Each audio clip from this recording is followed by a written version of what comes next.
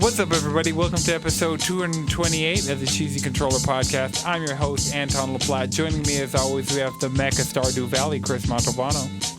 I just want to play my retro games. We have the most degenerate squid in the sea, Jalen Roberts.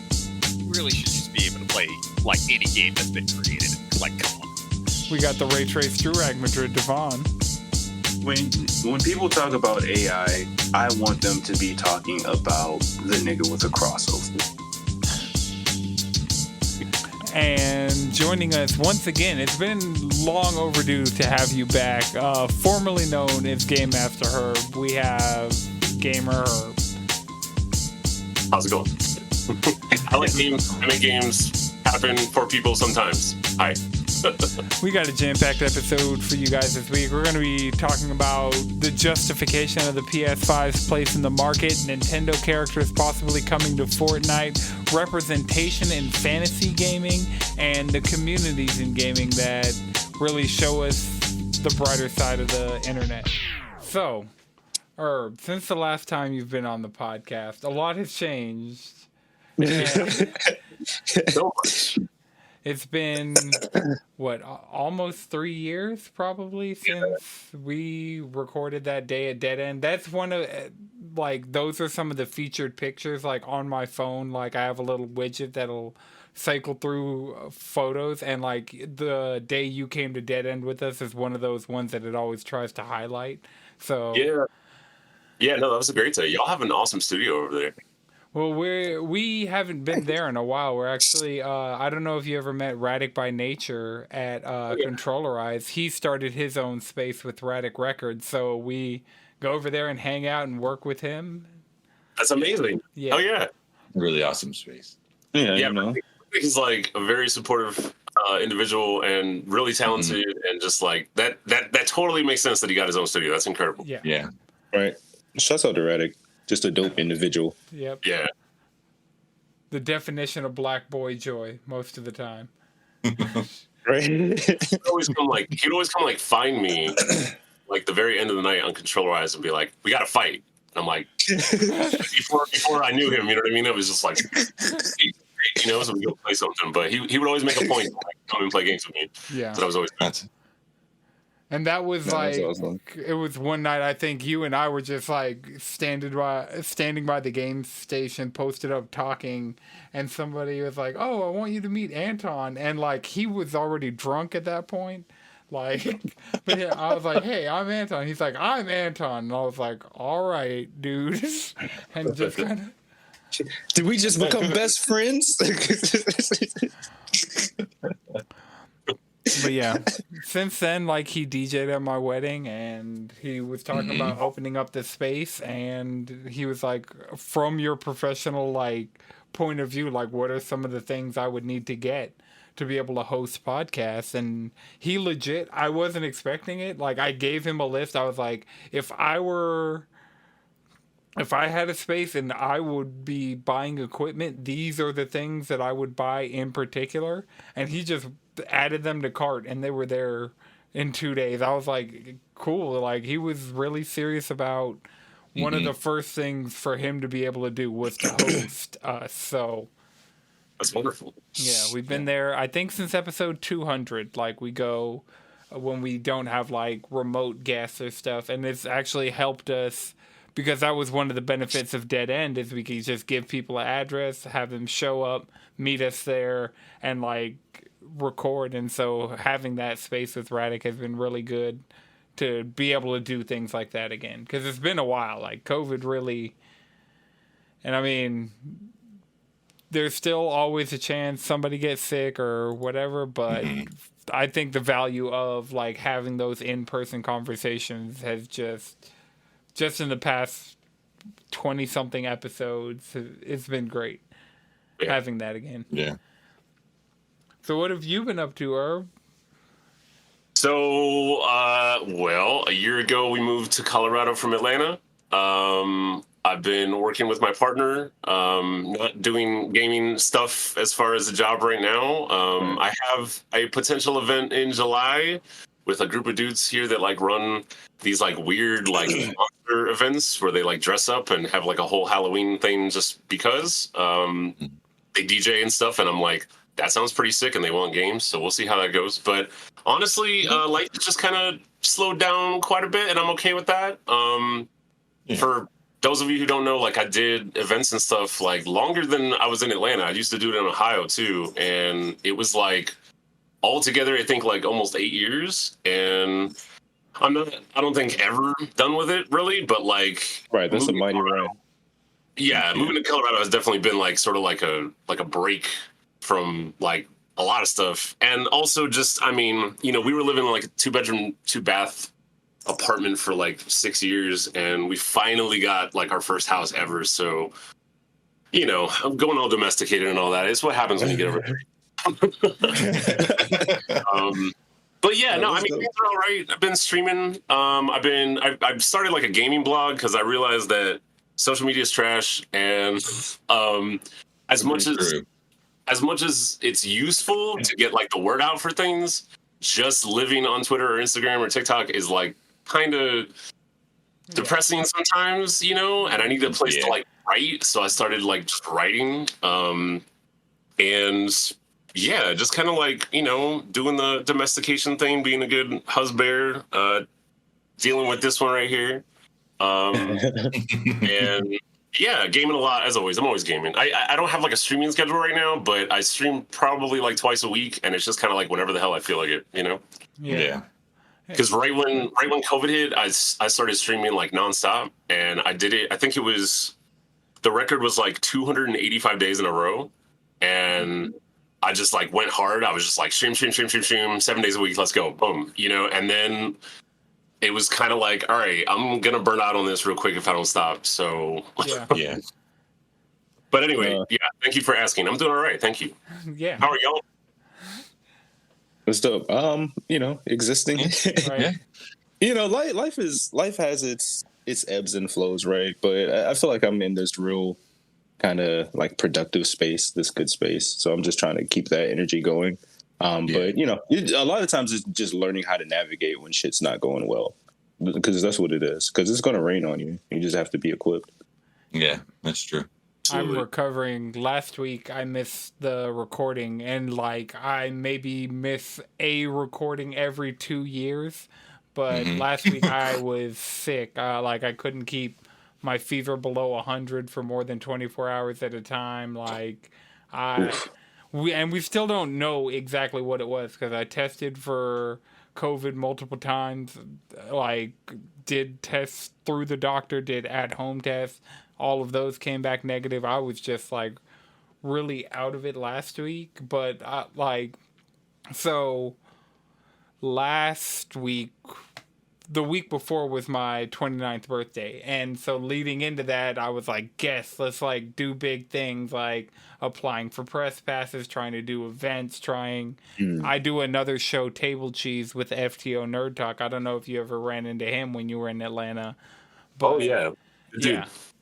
So I've been doing Table Cheese with him, and so like I'm doing 2 shows a week. I'm just really out here. Like gaming is in such a great spot. The cat just went vertical. Yeah, there's like a ledge right here. There's like a windowsill. I was like, is the cat on the ceiling fan just like, yo, I'm chilling? She loves the window. If I have the blinds up, it's like it's over. She needs to be there. That's it. I see you hustling, and honestly, all I'm gonna say is like we're about like maybe 10 years apart. Use that energy while you got it. Yeah. That's all I'm gonna say. You know, like I mean, it's like Madrid said, like when life is highs and lows, and when you're on the high, like take advantage of it, because before you know it, anything can happen. You know what I mean? Something larger in the world or something personal in your life or whatever. Like definitely, like I feel like I have like a lower capacity of energy than I used to, but when I'm on, I'm still like I'm on, but like I can't go as long as I used to go. You know what I mean? Like I can't like I used to stream. I'd stream for 12 hours or something, and now I'm like 3-4 hours is fine. All right, and then I'll do another one later. Like that's good. And that's Give your time to streaming. recharge. Like, I enjoy streaming, and a lot of times, like, it's just a push of a button away to be, like, live and on, and a lot of the games that I play facilitate it, but just for me, streaming is just a different kind of energy that, like, I have to kind of have the motivation before I start. It's not one of those things, like, even podcasting, like, I could start cold, get in front of a mic, and just be there and, like, turn that on. But streaming is, like, it's just a different energy to it. It takes a lot, yeah. I'm literally at the point, I know it's going to sound crazy, but I did streaming off of, like, a PC for, like, ever, you know, with the overlay and all the crazy stuff. And at this point, I just set up all this shit behind me, and I stream literally from PlayStation because... One, it never breaks. It just works. There's no, no OBS. It just works, and it's like 60 frames per second. It's landing. We're good. Like that's all you need most of the time. Yeah, that's how we got started. Like that's how everything was. That was the genesis, and then I was like, let me go get a capture card. Yeah.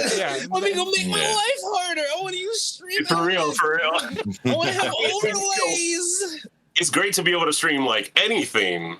I mean, especially Switch. Switch is the main one you can't stream from. But like, you know, but like, yeah. At the end of the day, like, I just want to stream. Like, I don't want to make it a whole production. Sometimes I do, but it can be such a headache sometimes. Right. Yeah.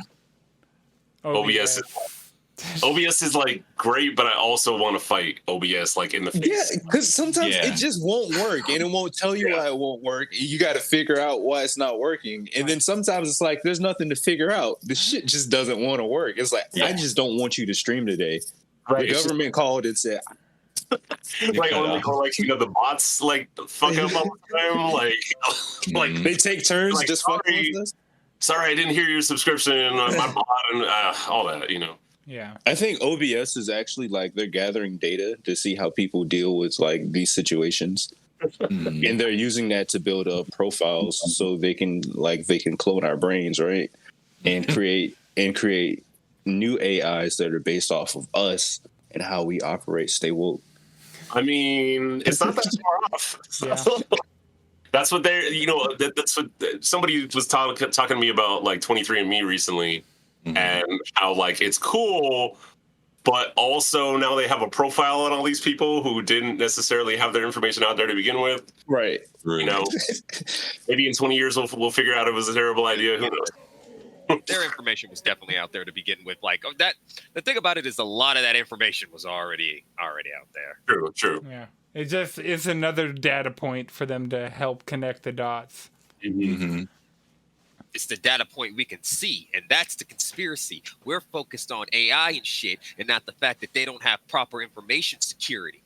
Think about it. I was listening Worried about to AI, but all of that same information has already been sold by the NSA. Think about it. I was listening to a podcast earlier, and they were, earlier in the week, and they were talking about Black Swan events, which are the events. It's like you have all the greatest minds looking at a problem, and all of them are seeing different ways to handle the problem. And the Black Swan event is with all all consciousness. Yeah, OBS. OBS is the collection of Black Swan events. You got a bunch of people looking at it, all using it for a bunch of different applications, and then it's just nobody understands why what went wrong, and there'll probably never be an answer. But in the concept, they were talking about how AI, there's going to need to be rules. Right now, we're just kind of like in a wild frontier of like this just unproven technology essentially running rampant because there are like no rules to it. And the concern that people are having over a certain level are the things that nobody even realizes could potentially be problems with it that become problems because AI is already starting to do things like hire people. Yep. Yeah. Like that's, how that's one of my current battles. Like going through jobs now is battling AI and battling nepotism. Yep. If you can knock out one of those things, you're in a better place. But I mean, we could go on a whole rant about this, but like, I feel like before AI is a thing that replaces many jobs, I feel like universal basic income needs to like happen before before we put everybody out of jobs. You know what I mean? Like, exactly. Also, I don't know if that's gonna happen, but that's what should happen. Doubtful. also, you got to remember that like a lot of these companies, like Google, already fired their ethics people. One of the biggest name in AI who's been working on it since like the 90s left Google so he could talk about the lack of ethics and how there needs to be ethics and how he didn't believe that things were going to go this fast, when it's like, no, there's a fundamental rule of technology where everything exponentially grows every like 5-ish years. Yeah. Yep. And we are 5 years removed from the Cambridge Analytica scandal, which was them using our data to create models to sell us ads. Like, Yep. Oh, yeah. the same algorithms that decide what Netflix shows you watch. Like, Yeah. Yeah, my partner Lucas, he works. Basically, it's like a call assistance dispatch for like truckers across the nation, and they just fired like 30% of the company because they replaced those folks who were basically just doing chat work that wasn't like personalized. They just replaced that with AI. So like he still has his job because he's like a little bit higher up, but it's happening, and there's no safety net for those people who, maybe they just started 6 months ago, or maybe they're young, or maybe they're untrained or whatever. And like those people just get fired because they just figure they can use AI. And I mean, it does work to some extent, but I don't know if you've read any of like the ChatGPT like descriptions of shit. Like it works. Like technically it's English and technically there is a sentence, but it doesn't really make sense. Like, Right. And I mean, that's just a matter of it not having enough data and not having the resources to make it better than, and that's the thing. If you look at the images even from 6 months ago of all those AI, like you give it a text prompt and it gives you like a generated photo. Like 6 months ago, the quality of those was like you could look at it and tell. Yeah, hands. Right, the hands, the like weird squiggly faces, but like as time has gone on, like you're seeing less and less of that, and you're seeing more and more AI stuff that is tricking people. Like the concerning thing is when people aren't looking for AI and are tricked by AI. Like they see an image just scrolling down their timeline, like the puffy coat Pope. Yeah. But like nobody. Like, Trump getting arrested. Yep. Yeah. That's the thing. Like AI is inevitable. Like it's gonna happen. Mm-hmm. Like if we're to do it like the right way, so to speak, like we kind of are all of our like social economy ethics stuff, like that needs to catch up with where our tech is, because our tech is going to outdo us real soon, and then a bunch of people are going to be like broke ass or worse. Right. So I feel like if they're going to like unleash that on us, cool, great, yes, please automate a bunch of shit, AI, whatever, fine, cool, but like people need to get paid and have that safety net before we put everyone out of jobs. Right. Yeah, the ills of any technology is the society that created it. Yeah, it's really just that. Yeah, and look who's making the AI, who's programming it. Like a lot of them all look and are a certain way, so those biases are inherently built into those programs, and that shit is gonna and it's gonna perfect that bias to an extent and just lean into that, and it's gonna end up making marginalized folks that much more marginalized. Yeah, like we think the algorithm, AI is like on a whole nother level from the TikTok algorithm as far as like racism and sexism and all the marginalization going on, like pretty much. All right. Well, while we're on the topic of marginalization and representation, one of the reasons you're on this week, Herb, is because I don't even remember how the conversation started. I think you were saying a PS5, like Sony just tricked you into buying a PS5. Because there was nothing to play. Yeah, it was Street Fighter 6 officially announced that it was also coming to PS4, and you were like, Sony essentially tricked a bunch of people into buying PS5s when there's no real application or like reason to own one. And me with my PS5 as the centerpiece of my desk and like my daily gaming driver, I was like, hold on there. All right. I mean, I could rant about it. Here's what I'm saying. PS5 obviously looks great, plays great, as games worth playing, but I feel like, and this is just me being old, right? The leaps in console launches over the last 40 years have been like generally pretty significant, and I feel like 5 is one of those things where they could have waited like another year and built up like a big old stack of exclusives and a bigger hard drive and a controller that lasts longer, etc. And it probably would have been like a bit more of a leap. Like put it this way: if Street Fighter 6 were to come out only on PS5, I'd be getting a PS5 because I got to play my fighting games. Yeah. But when they were like, "Oh, it's going to be on 4," I'm like, the system that came out in 2012, like, I could just play it on.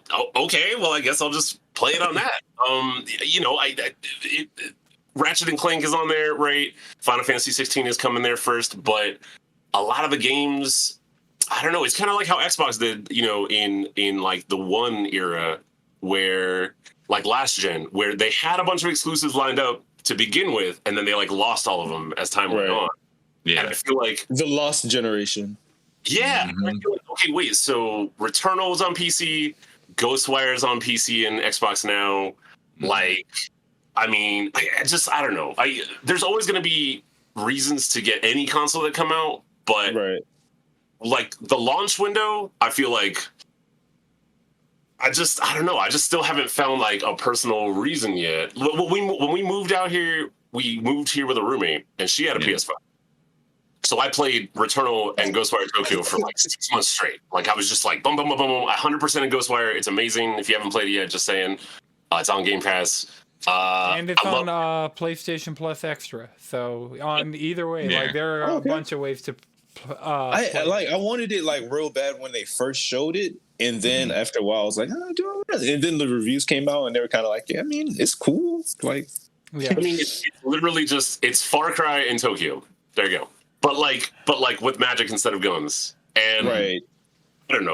Like doing hand signs to weave spells is dope as fuck. So that was the one thing that had me like, It does look I'm like anything that Shinji Mikami is behind, I feel like at least deserves some attention. And his whole Studio Tango pulling out Ghostwire and then pulling out Hi-Fi Rush out of nowhere, it was like, oh, okay, so these people are serious. They really want to make the games they want to make, and they're not putting up with publisher bullshit. They're just doing what they want to do. And that always impresses me. Like when a developer just does whatever the fuck they want to do, that makes me happy. Like, no compromise. They just make what they want to make. You're getting quality shit because the studio's not like shoveling this message. They're trying to shoehorn a fucking trend in your game. No, this isn't really our vision. They're like, all right, you're gonna make it our vision. It's like Rush was like the biggest flex ever. It was like, look, we're not even gonna tell you this is coming out. Guess what? It's out tomorrow. Boom, enjoy. Like that was like very few companies on this planet can do that. Right. And have it be successful. Like you need the hype cycle. You need like the preview usually to get people excited for something. So that really impressed me. But okay, all that to say, like, I don't know. Listen, in the 90s, there was this system called the 3DO, right? And that shit was like $700 when it came out. And there was like nothing to play for it, even though at the time it did have the best version of Street Fighter 2 until Saturn. But there was like this big hype about it, and some people got it, but it eventually crashed because, one, they're not Sony, and they don't have like, the brand recognition, they don't have the IPs, none of that shit. But my point is that 3DO seemed like the future at the time. It was like, oh shit, this is like 3D gaming, this is like, interactive FMV shit, whatever. And then it bombed big time. And I feel like, I'm not saying the PS5 is exactly that same situation, but like if any other company had pulled the PS5 during 2020 when everyone was broke, Yeah. for that much money with that hard drive with exclusives that are maybe there or not, like I'm just kind of like, I just feel like they should have waited, and it would have been an even bigger deal if they would have waited. But And that's I just mean, me. Well, I feel like the plans for the PS5 were being laid pre-COVID. So that was the thing about it launching late 2020 is you don't, even in March of 2020 when the pandemic hit, you can't shift plans that you've been making for such a long time. Oh, excuse me. These berry smoothies.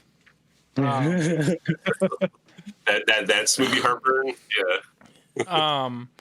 But yeah, the PS5, and that's why. So I don't know if you've been seeing the rumors of the PS5 Pro and people talking about there being a new series of Xboxes within the next year. Which is Probably. crazy. Yeah. For me, it kind of makes sense because like looking at the incremental upgrade, like I got my PS5 day one. I got the digital edition to just save a little bit of money on the like hardware itself, but and for me, like I like physical games, but my PS4, the disc drive started to go, so I had to go all digital for like a period. You're gonna get the disc drive attachment in right, and so 6 months. Yeah, within the next 6 months, we're gonna have the one with the detachable disc drive. That hopefully it's just a USB port, so I can hook a disc drive up to my digital system. It's crazy. They get this big ass box to put next to you. Like, this right here is literally my the disc drive for Xbox 360. Remember that shit? But they were like, guess what? Blu-ray is going to be a big deal, but we also have HD DVDs, so you could buy this attachment that you put on your fucking 360. That shit was so crazy. Like, you couldn't believe that was happening. It was like, right. It was like, is this like the 32X, like, is this Sega CD Part 4? Like, what? Like, attachment? Like, it's so crazy to me that that's, like, still a thing, you know? Well, I mean, for me, modularity is one of the things that I wish consoles were a bit better at. Like, because when the PS5 Pro inevitably comes out, like that's gonna be like a must-have upgrade for me, just because in like my circumstances of like doing a gaming podcast and like okay. So with the PS5 Pro, what would you be looking for the console to improve upon? Bigger.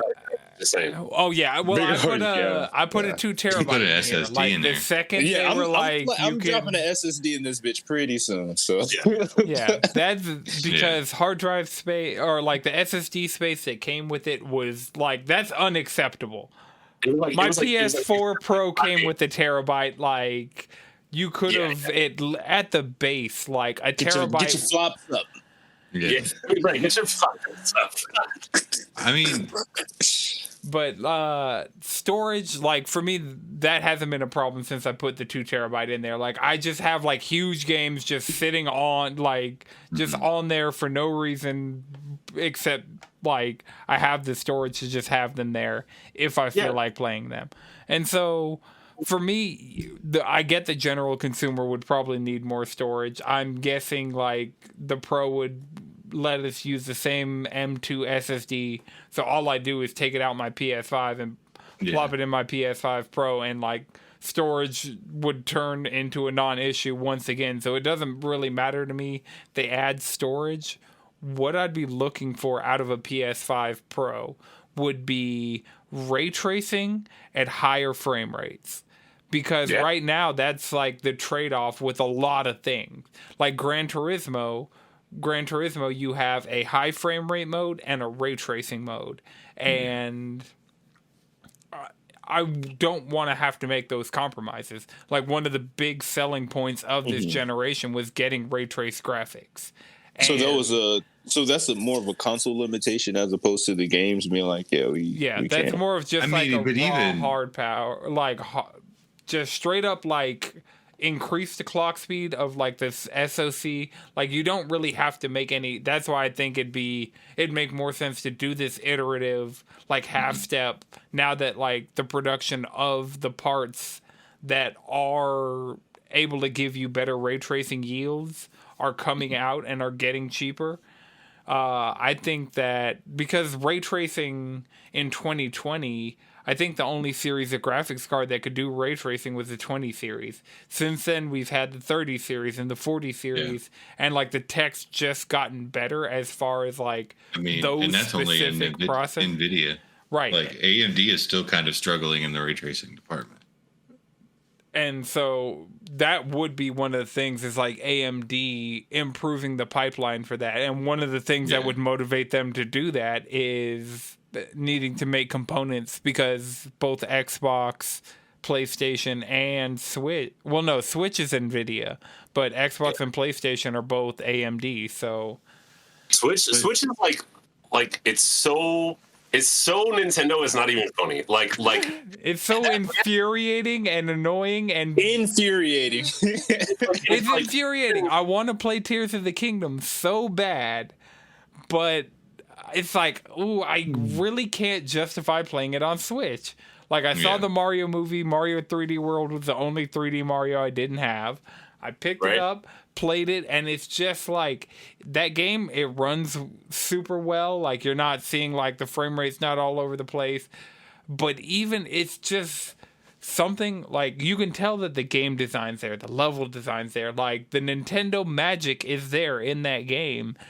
But they just don't call effects. They really don't.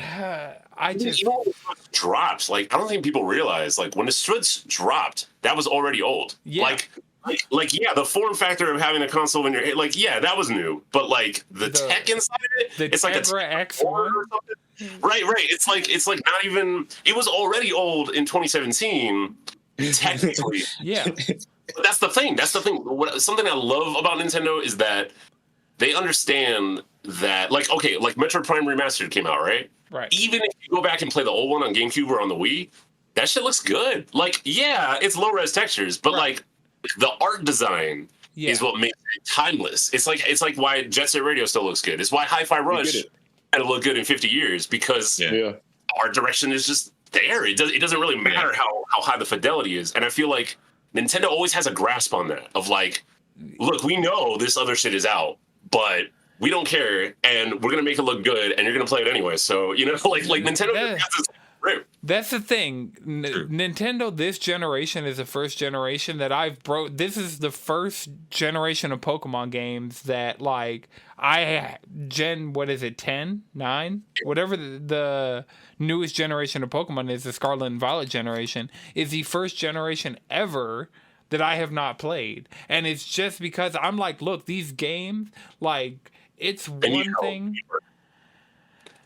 like of you putting it out but like there are no good reasons that Nintendo needs to just be sitting on whatever the next system is.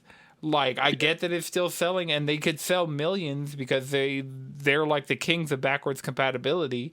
Just do a Switch 2, give me more power, because I remember Breath of the Wild, the frame rate being an issue in 2013, 2016. Because that was a Wii U game that got ported to Switch. Yeah. The frame rate was no better on Wii U because I didn't get a Switch at launch. I got Breath of the Wild on Wii U, played it on there, and like... You'll have it on there. Yeah. And so, for me, like, I remember that being a problem in 2016. And now, like, on my... Because I'd be playing it on this monitor directly in front of me.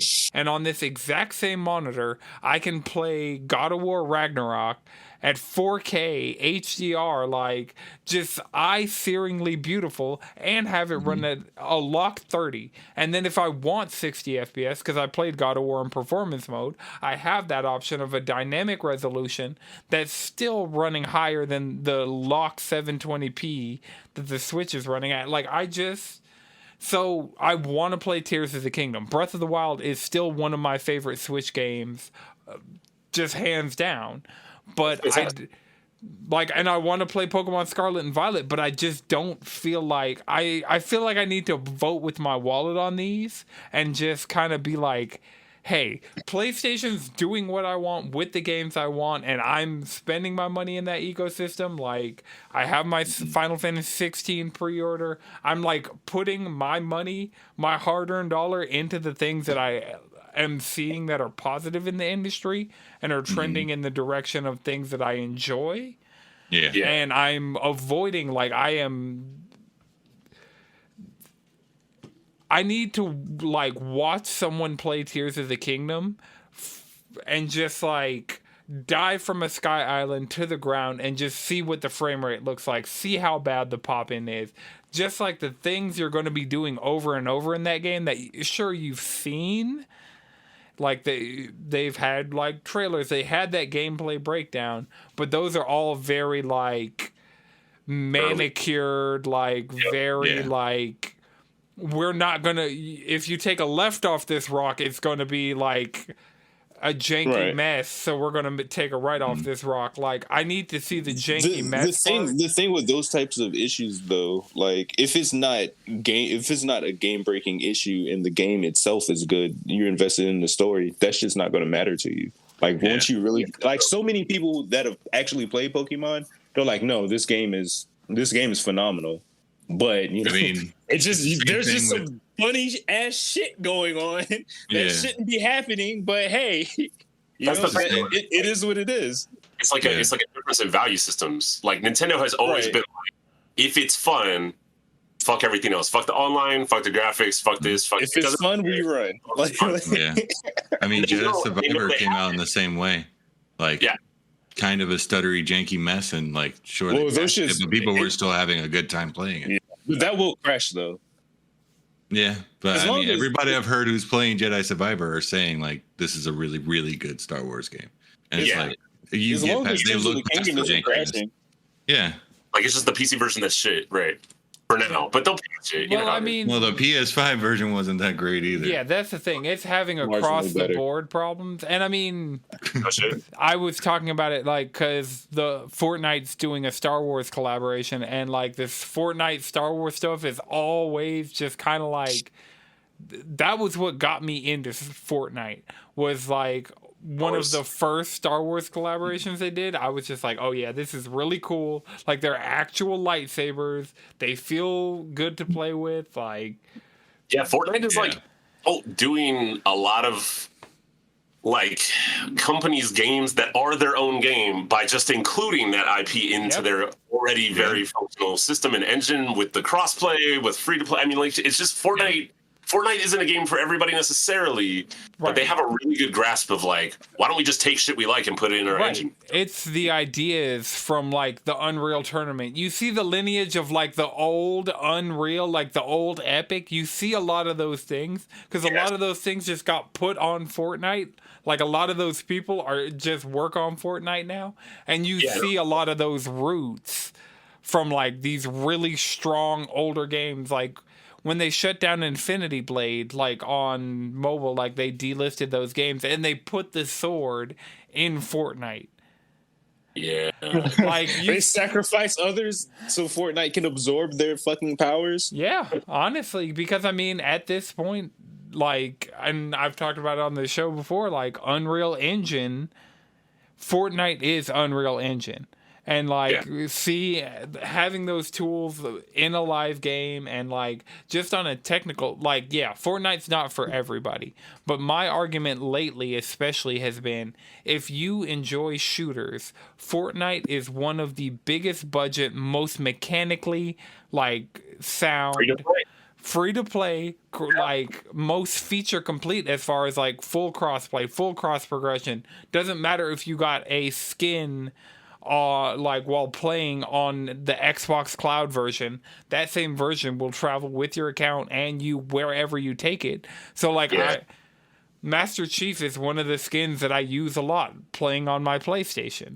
Like there are no Nintendo reps yet, but I mean, it's probably never gonna happen. Yeah, Nintendo's not that cool. It might not be Mario, but yeah, remember like that Tekken Tag 2 on Wii U with like you could put on all the Mario shit and then beat ass like with Law with like a giant mushroom on your head or whatever. Like, that was pretty sick. I would love to see stuff like that. Yeah, and I mean Bayonetta, they have Caliber the 2 did have like Toad head and the Peach dress and stuff like that for Bayonetta. So like it's not Rocket League even, because that's the other thing. Right. When Rocket League came to Switch, they had the Mario and the Luigi car skins, and they had the Samus. I mean, honestly, if they had to pick a character, either Samus or Link make the most sense. Yeah. The fact that we got Link as an actual fighter in Soul Calibur 2 20 years ago says there is that's Nintendo. I was piped up. I was like, man, that was too bad I don't have the GameCube. Like blew my mind. I was like, wait, Link versus Kalik? What? Okay, all right. That was a good time. I couldn't even believe that happened. I still can't believe that happened. You're wearing Avatar shirt. That's the one that I'm excited. I'm really waiting for the. Just put Aang in that game. Like Aang would work so well in Fortnite. Aang. Yeah. The non-violent Aang? Yep. The passive. I mean, they gave Ryu AK-47. I mean, Hidoken AK-47. Right. I see energy. Yeah, you know, I kind of used to have sort of like a. So I feel like I'm in between like the real old head video game folks who grew up with Atari. Like I grew up with Atari, but it was like my older sisters. Like, you know, I'm too young for it technically, but I remember it because it was a hand-me-down. And then I'm like in between that and like young gamers. Maybe not that young. I'm getting kind of old, but my point is that like. What, you're not on Roblox all day every day? Roblox is something else. Roblox is going to take over the future. If it hasn't already. But I was just going to say that like for a long time oh no, I'm sorry, go ahead. Roblox is basically just the game aggregate site that we used to play on as a kid. It's just the modern version of that, except they have access to better tools than we did back then. That's literally the only difference. Like that's just Newgrounds. Yeah. Right, it's like the Newgrounds engine. Yeah, like a lot of old heads have this sort of like I hate to say the word prejudice because it's not that serious, but a lot of like old games, like a lot of retro collectors on Twitch, on Twitter, they will not fuck with free games and they will not fuck with new games. Period. But especially they view free games as like something bad. Right. And I feel like maybe 10 years ago I used to feel that same way.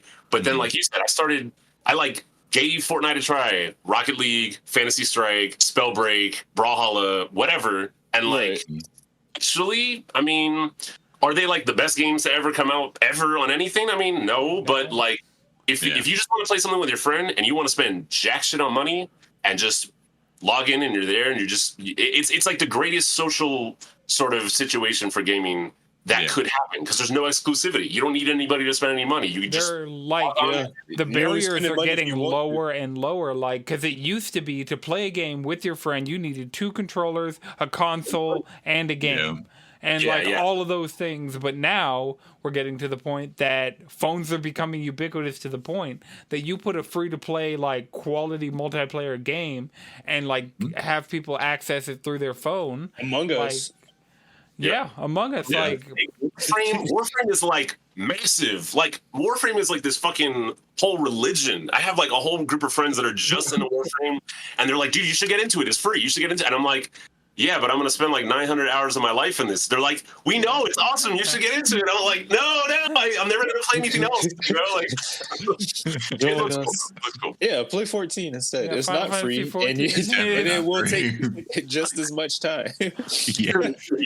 Yeah. Lucas is all about 14. Like he's had a free company for like 4 years, and he plays other stuff, but he mostly plays 14 and loves it more than life. And I can see why. I mean, it really is. It's like a gigantic love letter to Final Fantasy in general. Yep. Oh yeah.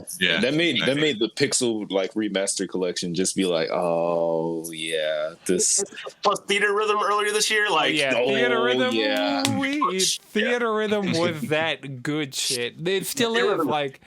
Because I pinned it to like my home screen, so every once in a while I'll go over and there. It's just like, here goes some new songs from Square Enix. Like, just log on one day. Oh, because you bought the Super Ultra Deluxe Edition, here goes some The World Ends With You music just in your game. I was like, sure, cool, awesome. Yeah. This is exactly what I wanted when I signed up for this game. That's another thing. I could not believe that they actually did a new World Ends With You. That was like, right. Oh, all right. I didn't expect this to happen, but okay. Same with I've been playing Stranger of Paradise, and I'm like, y'all remade Final Fantasy 1 in the Team Ninja engine? Like, what? Like, okay, cool. Like, Square's on fire right now. I mean, no lie. Yeah. I mean, that's one of the things is Square between Crisis Core. Like, Crisis Core is the game that I've been yelling on the internet the longest about needing to come to modern platforms, and they did it. Like, Final Fantasy Remake, like, that was one of those things since the PS3 tech demo. The fact that, like, it's out and it's something that is playable, and we're getting Rebirth within the next year, and we have Final Fantasy 16. Like, I can't think too far into what Square's slate is because they just have so much that's impending. Like, we're less than 2 months away from Final Fantasy 16 just being, like, out and available and playable. Yeah, they just did, they just did Tactics Ogre Reborn, too. And I'm like, wow, y'all are, like, just really pumping out the titles right now. Like, Square is definitely on some shit that they haven't been since, like, PS1, you know? Yeah. We're probably going to get a Chrono Trigger remaster soon. Yeah. That'd be incredible. Yeah, because the one on DS is really good, but it's like, I want one on a console. Like, I want, not just relegated to the DS. Well, I mean, you could bring the DS one, do like some of that port work, and bring that one, because the Pixel remasters, they kind of took. It's not like they just took original Final Fantasy VI. You could see some of the influence of Final Fantasy VI Advance, and you can see kind of those, like, learnings from those, like, the PSP versions of Final Fantasy 1 and 2. You can see the learnings from those, like, more recent releases in the Pixel remasters. So, yeah, that's my thing right now is just because last generation was kind of where last PS4 and Xbox One are going to exist in perpetuity indefinitely. There's no reason for PlayStation to go to another proprietary, like, just stick on x86 and you'll be able to play Killzone Shadowfall for the rest of time, you know? Yeah. So now that we've gotten past the point that just pretty much every single game that has come out since 2013 is playable on the newest device, especially in the PlayStation and Xbox camp. Like, we just need to get every game past that point. Like, even the Pixel remasters are technically PS4 games, but they run on my PS5 just like a PS5 game would, and they're going to run on my PS6, and it's not something I'm ever going to have to worry about again. Like, the old Mega Man collections, like, having the Mega Man Legacy collections, having those games, I will have those games on my PSN account in perpetuity. Like, right. So the thing with that is, hopefully, because who knows, they could snatch that shit away at any point if they want to. That's the thing with that. They have that option to just be like, no. Y'all remember PS3? At first, it was like, oh, you can do PS1 and PS2 and DVD and Blu-ray and Bluetooth and memory cards, and then the next model, it was like, only PS1. That's fine. Yeah, PS1. Yeah, they took the PS2 away, and I was like, that like pissed me the fuck off. But I mean, I'm the kind of person. I mean, I still have like 3 PS2s. Like, I'm fine. But like, at I was like, what the fuck? Yeah, I have 2 PS3s, 2 PS2s, 2 PS1s, and it's just 2 PSPs, 2 Vitas. Like, but I just want more and more of those things to not have to hook up a Vita and just like have a lot of these games just make at my fingertips. Yeah, just saying. Check the battery on that, because I found out like the batteries swell over time. Oh yeah, no, it's swelling. Yeah. Oh yeah, so you might not want to keep the. Definitely replace the battery in that, because that's an explosion hazard. That my PSPs were like stacked vertically, and like I pulled them out, and the back of one of them fell out, and the battery like hit the ground. And I was like, Oh yeah, no, I got to get rid of this battery. So PSP batteries, that's one thing I tell everybody to check.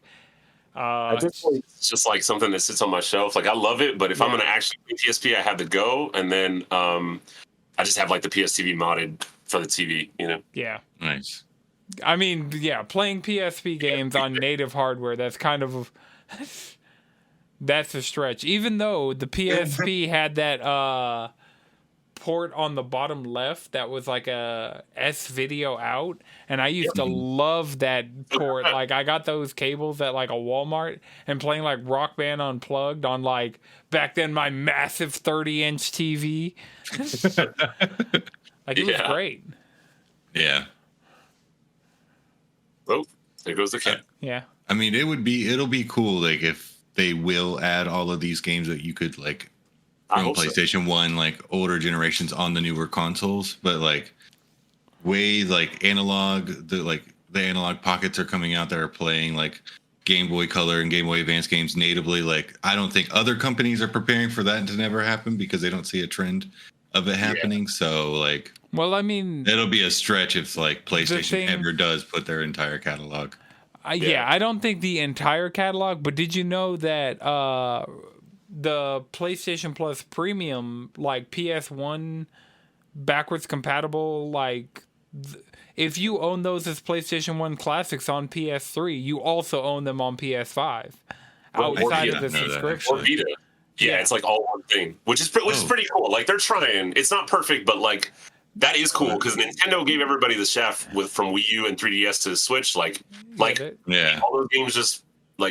those games are just stuck on there. Like what?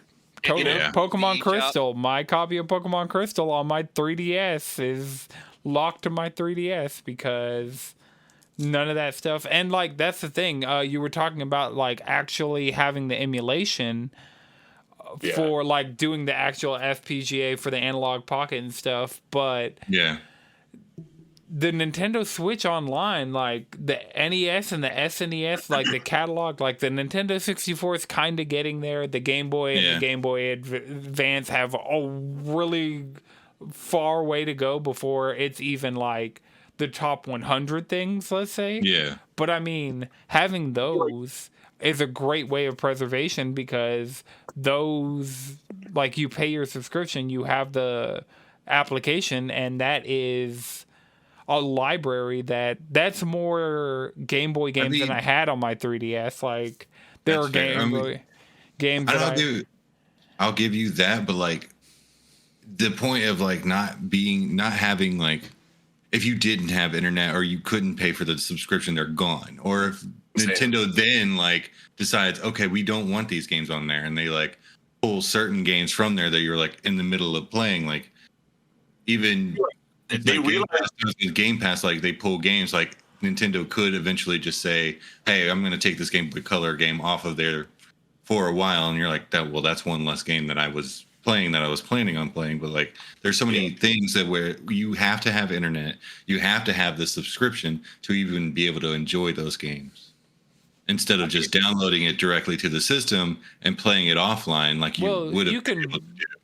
To be fair, those you can play offline, they just need an online check, I think, once a week, maybe. So, like, even if you were just, like, going on an airplane that had no Wi-Fi, whatever, like, as long as you had checked in within the last 7 days and used anything online on your Switch, like, those games are stored locally. It's not like they're being streamed or... But I get what you're saying about, like... And that's where... Because... For me, the digital games, like there are games that I own that are delisted, and like PT was one of those things. The amount of hoops that we had to jump through to get PT playable when my original PS4 that had it died, and then like having to like set up IP addresses and like I totally get the argument against like.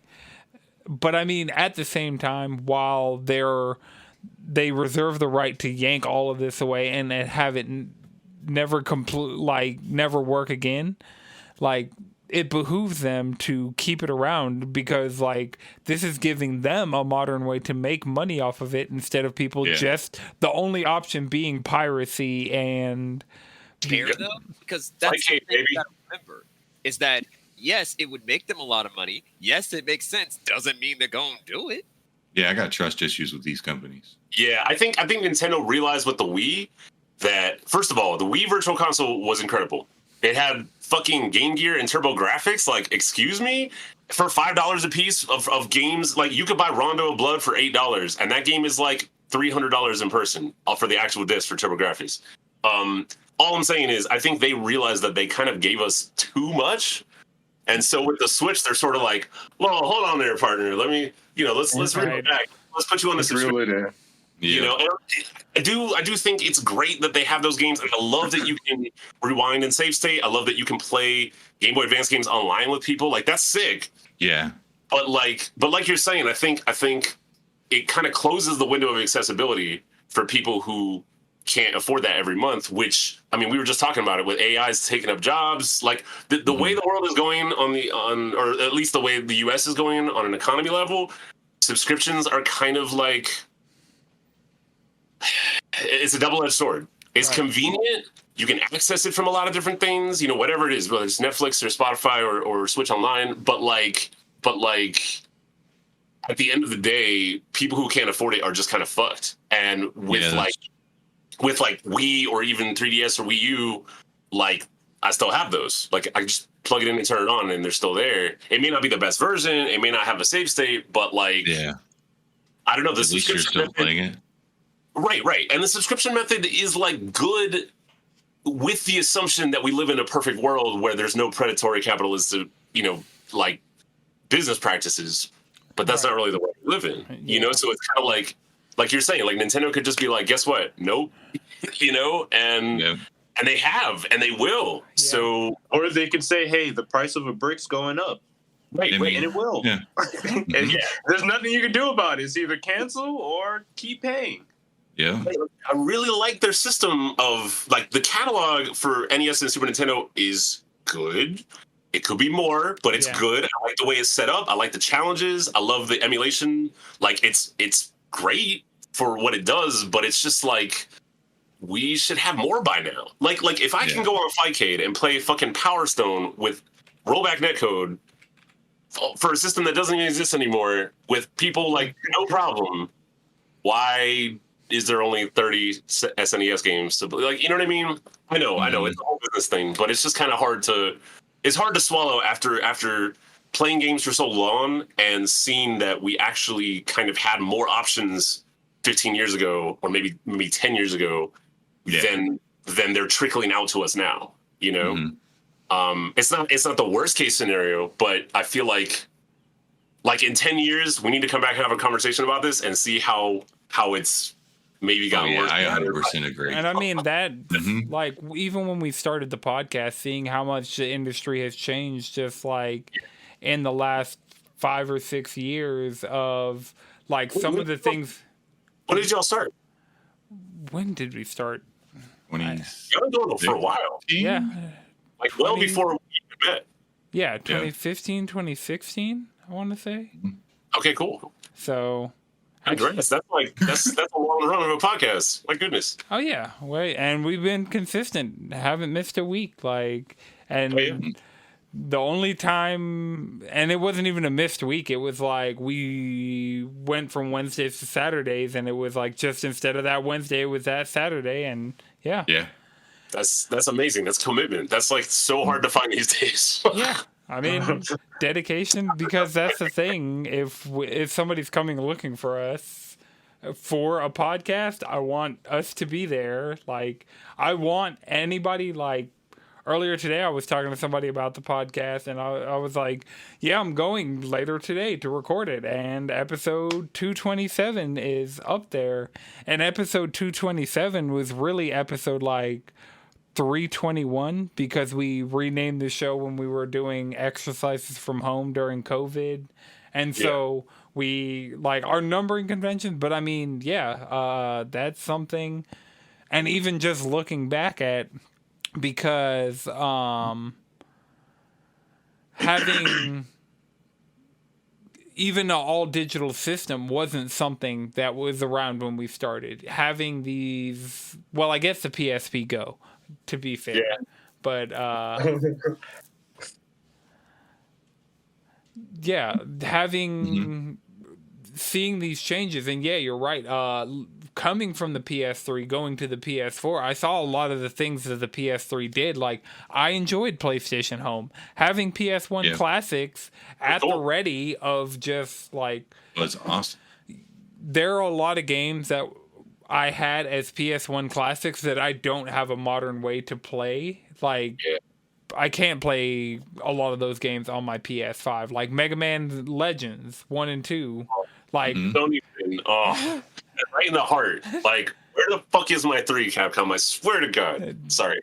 They really might do it. Like, the way Capcom has been lately, that especially. That is one of my favorite games on the PS1. I can't believe that. I was honestly shocked that they did Battle Network Collection. I think that's a great step in the right direction because Mega Man needs love. Yeah. Yeah. Because 11 was like good. 11 was the best-selling Mega Man game to come out. Which was so crazy because I feel like nobody talk about it, but like it was good.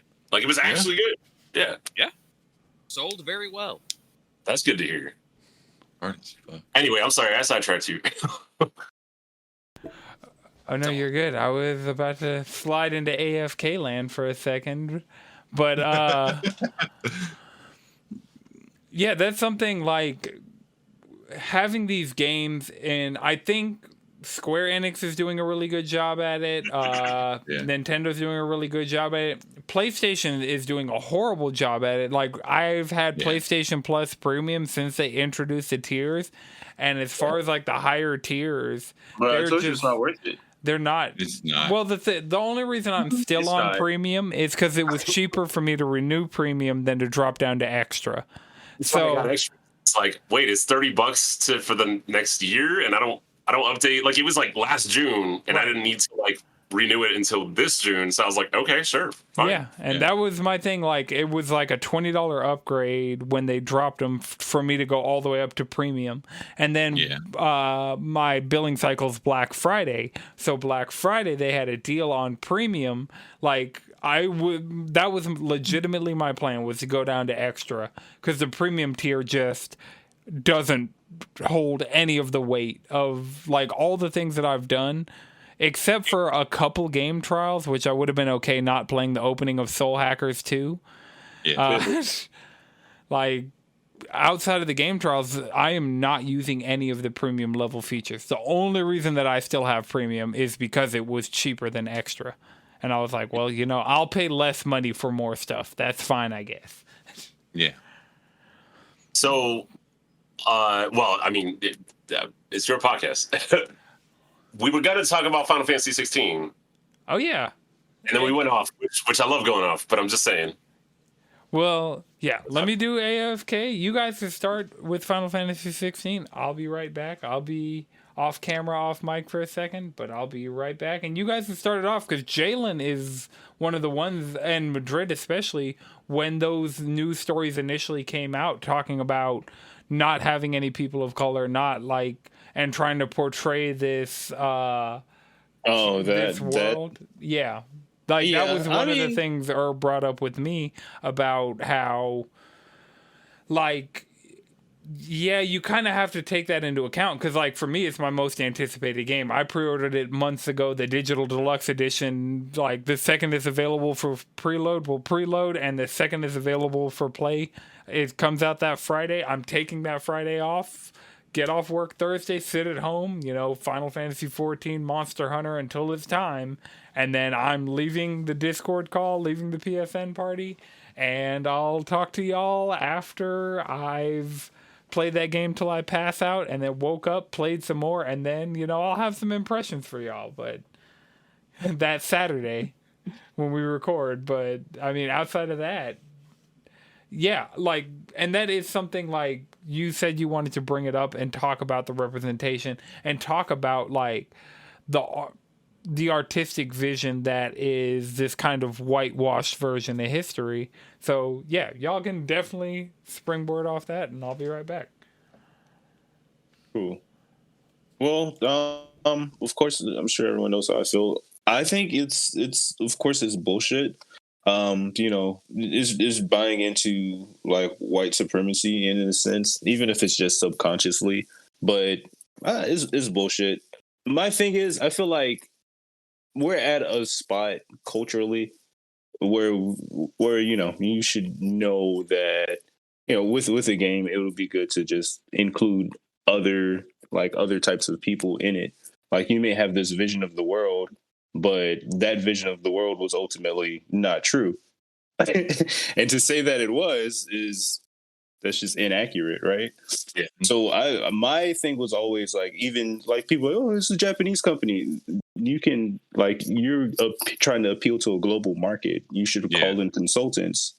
And that was one of the things that I was stressing. Like there needs to be games, more specifically game studios. They need to be more active in recruiting like consultants and finding people who can come express a certain voice to their game. Like, black people, they're not a monolith, but you can find a group of people who can hit on a lot of notes for you and give you some good information. And actually, like with Forspoken, Black Girl Gamers, they were consultants on it, but they're like, yeah, we came in like super late at the end of development, basically, and just kind of gave them some info. But I was like, that's, that was still a move in the right direction, but there needs to be more of that takes place sooner on. So people can be like, yeah, no, that's bullshit. Like, y'all can go somewhere, you have Moors, you have people, dress certain ways, vibrant colors, there's a space for that. I'm sure they probably do have a place like that in that game somewhere, and they just haven't shown it. It's possible. But I think it's bullshit. Yeah, no, I'm with you. No, go ahead. Yeah, I would also like to add that also it's not just black people. Like, that's also the thing about it. Right. It's not just black people. Only white people. Like, that's the thing about it is we're not talking about a game that's like, oh, because let's be real here. Multiculturalism is a symptom of imperialism. That's how that works. You have an empire. You have multiple people of different cultures coming together because of a fucking empire. Like, that's just what it is. Yeah. And a lot of our world's history are empires. Yeah. So it's like... Yeah. If it's not empire, then it's trade. Reasonable. That's why it's historically inaccurate to say that there was only one type of person around. Yeah. And that's how we end up back on the white supremacist topic, because it's like, let's be real here. Those characters don't even look Japanese. This is a Japanese game. Everyone looks white. Yeah. Yeah. Like, I haven't seen a single character that actually looks Japanese. Yep. I feel like something I told Anton was like, look, I'm sure the game's going to be great.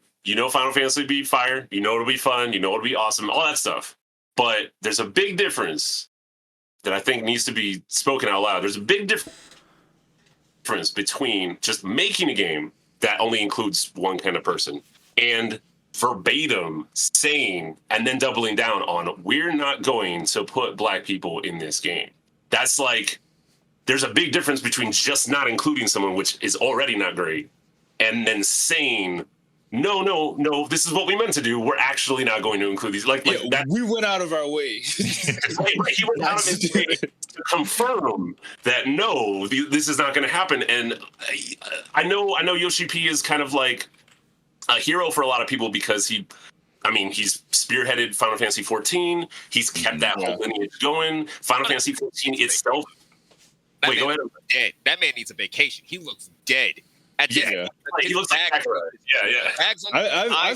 fuck with Yoshi P, but I did not fuck with. I was like, what you're saying here, I don't fuck with it, and that is what it is.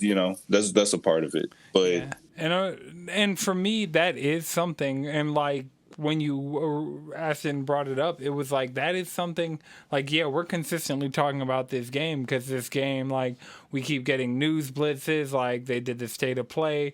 We're like, it's a game we're seeing pretty regularly. I'm excited for it, but I never forgot. Yeah, and that's something, like, that's something we definitely don't want it to seem like we're trying to sweep that aspect, like that extremely glaring negative aspect about that game under the rug just for like convenience sake of like playing the game with a clear conscience. It's a decision that was made and doubled down on, and it was a bad decision. And honestly, like, especially with like the job that they've done with Final Fantasy 14 and like looking, I don't know if you've seen on my Twitter, I retweeted like the group of people that I play with, but like just looking at the different levels of expression of the different characters that we're playing as when we're playing the game, like as a group, like seeing that in 16 would be awesome. Yeah. And 14 is like everyone is involved. Like it's just a huge like cornucopia of culture and representation. Right. They got elephant people. Yeah. 14 is it should be the standard of how Final Fantasy. There's giant fucking chickens, and you mean to tell me you can't conceive of fucking a nation that just has people of different skin tones?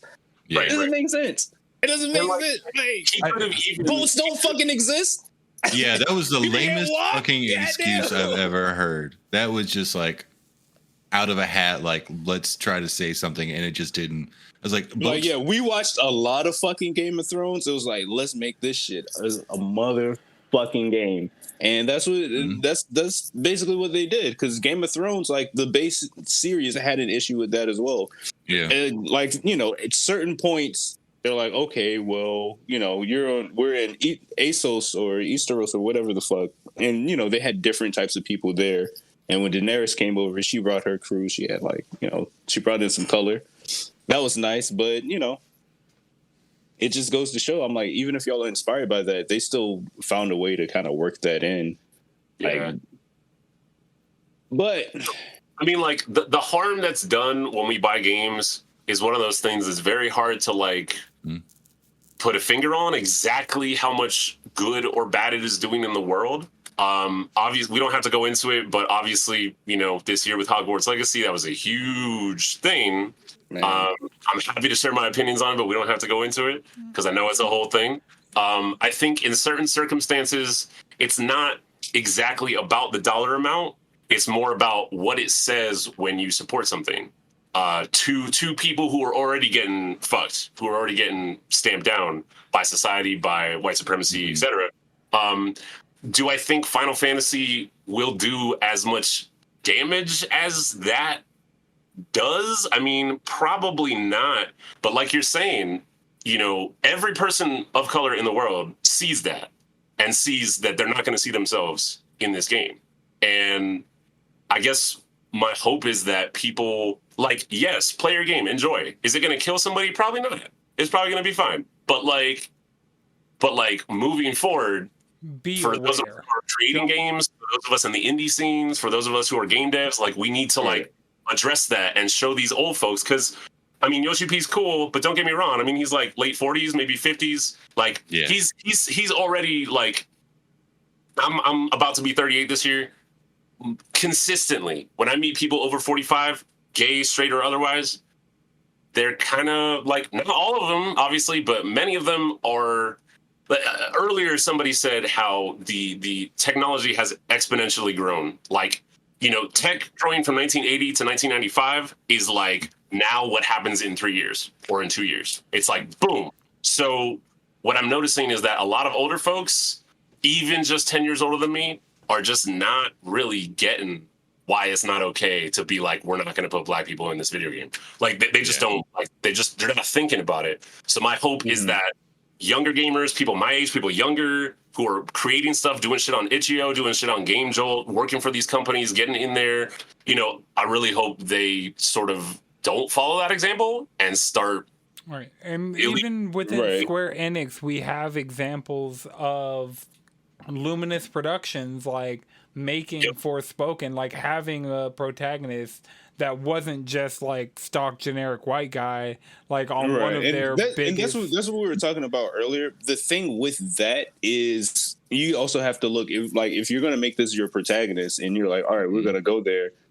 Who's writing this person? Or is it authentic? Is this just a palette swap of generic protagonists here, generic white man protagonists here? Like, is it just a palette swap? You know what I'm saying? That's all I was saying. Having those writers in the room, having those consultants that you can call, be like, hey, we need some input here. You know, like, we really need your support. And, you know, you can go in there and kind of give them pointers, like tell them like, yo, this is what you should do. I don't like that. That feels weird. Let's not do this. And then actually fucking listen and work on that. You know, you can hit a sweet balance, but you have to be willing to make those accommodations. And that's like one of the big issues nowadays with those types of games. Like, you know, just this shit. Yeah. support more black game devs, you know? Like, they're out there. There's plenty of people making these games, and there's a lot of dope shit out there. Yeah. And it's like a multifaceted thing. It's not just that the game devs are racist or that the writers are racist. It's that white writers get more opportunities. They get their face in front of people easier. People listen to them more. People are going to listen to me more than they're going to listen to you because I'm white. That's it. Because I'm white and I'm masculine presenting. Because I don't sound gay, so I don't like code as gay. So people are like more willing to listen to me. So it's not like one of those things where there's not a single solution. It's like you're saying. It's like, get the people that you're writing about, get the people that are involved in the story, get people like that to come and shape it for you. Because otherwise, you can have the black voice actor, you can have a whole black cast, but if it's white writers, then how black is it? You know? Yeah. I'm totally with you. Yeah. Right. And that you bring that up is something that, like, as far as representation in fantasy-based games, I remember one of the games you said did sexuality really well as far as, like, in their romance system was Dragon Age Inquisition.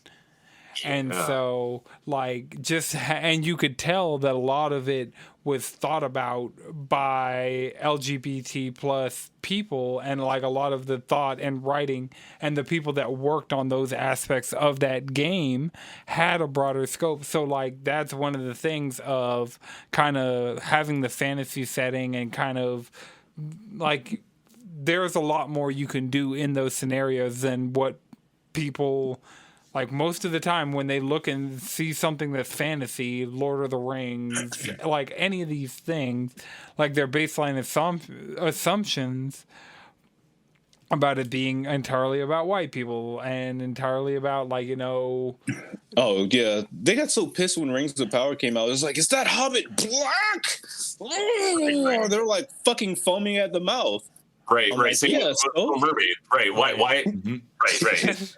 Like... It's just like, y'all, it's a fantasy setting. Can we not just, I don't know, include other people? Like, it's a literal fucking Hobbit. Like, right? It's a Hobbit, right? Do you know a Hobbit? Can you tell me that he's not black? What the fuck?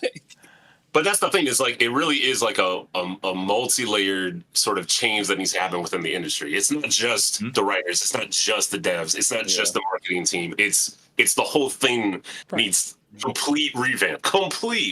And is that going to happen anytime soon? I mean, I think we're in the middle of it. Right now, there's a bunch of writers in Hollywood. The unions are doing, like, you know, they have to stick together. They have to do what they need to do and, like, really work for those, like, demands, you know. And I'm okay with a lot of shows that I really like just putting a hard pause on it. And the ones that are like, fuck this, we're gonna make some shit shake with these AI scripts. I'm like, all right, good luck. We saw what happened in 2007. So many good shows ruined beyond repair. That shit is crazy. Like, imagine the Game of Thrones, like, last season, just I mean, in anime perpetuity. Was kind of one thing, like, not impacted by that. Cause I mean, honestly, coming out of Hollywood. I think they need to fucking go on strike. But they're not unionized. I was sitting back, I'm like, man, good thing I'm an anime enjoyer. But I was like, man, fuck. If anybody needs some new conditions as well, I would say it's animators and mangakas, because animators are getting paid fucking pennies per frame, and they're doing hundreds of frames a day just to actually get some sort of decent pay for the day. That shit is crazy. But it seems like every week they're greenlighting a new anime they gotta make. Yep. Yeah. Mappa especially. Like Mappa is... Man, I just want to go give each of them a hug. That because the Nier anime dropped a couple of episodes, had to go on a hiatus before they dropped more. Yeah. Because of COVID. I mean, which is highly likely if they, if you have all of them like in a setting doing frame after frame after frame without being able to go home to their family. Malnourished. There's like so many things involved in what we're talking about. I feel like like so many things. You peel a layer. I mean, it's like there's no one way to fix any of it. It's like I think we kind of need like a shift in values, Like, okay, a perfect example when you're talking about animators. So late 90s, right? Street Fighter Third Strike came out. King of Fighters was on fire, 99, 2000, around there. But the industry was like, no, it's time for 3D games. Even though they look like trash, even though they didn't age well at all, when you go back to Tekken 2 or 3, it's fun. I love it, but it looks like ass now. Oh, Tekken 3 was an era, but yeah. Right. That's why those handmade sprites from like that era of King of Fighters look good to this day. What I'm saying, and that's the thing is like, as 3D started to become like this new thing, everyone was pushing for that, and so the perception of value from the average consumer was that, oh, pixels are old, that's garbage. Not understanding how much more work actually went into that. And that's kind of like the AAA game space right now of so many people are pushing for this. And I know I was saying I wanted like ray tracing at high frame rates earlier. Yeah. But a lot of people... That's fair. We should have that by now. Like, why isn't that a thing? Yeah.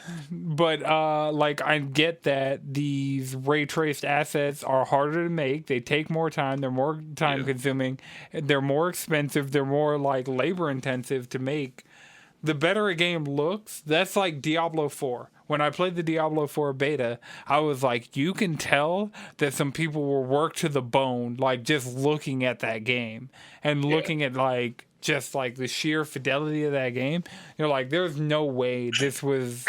This game is not ethical. Right. There's no way. That love. It reeks of it. It's radiating off it. I feel I'm going to hell just by playing this. Not because of the Satanism in it. It's because this game is evil.